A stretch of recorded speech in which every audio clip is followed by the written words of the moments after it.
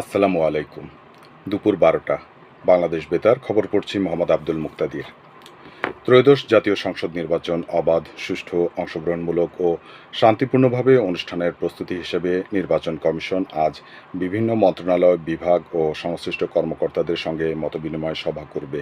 বেলা ৩টায় নির্বাচন কমিশন সচিবালয়ে এই সভা অনুষ্ঠিত হবে। প্রধান নির্বাচন কমিশনার এম নাসির উদ্দিনের সভাপতিত্বে অনুষ্ঠিত এই সভায় অন্যান্য নির্বাচন কমিশনাররাও উপস্থিত থাকবেন। দেশের নৌপথ ও মৎস্য সম্পদ রক্ষায় নৌ পরিবহন মন্ত্রণালয় এবং মৎস্য ও প্রাণী সম্পদ মন্ত্রণালয় একযোগে কাজ করবে।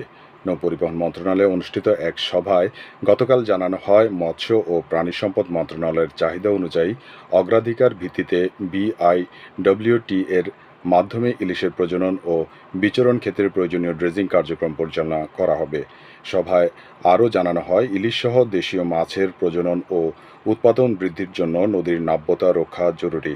ডুবোচর ও অতিরিক্ত পলির কারণে মাছের প্রজনন ব্যাহত হয়। পাশাপাশি নদী দূষণও মাছের উৎপাদন হ্রাসের ভূমিকা রাখে। এসব সমস্যার সমাধানে নৌ পরিবহন, মৎস্য ও প্রাণী সম্পদ এবং পানি সম্পদ মন্ত্রণালয়ের মধ্যে নিবিড় সমন্বয় প্রয়োজন।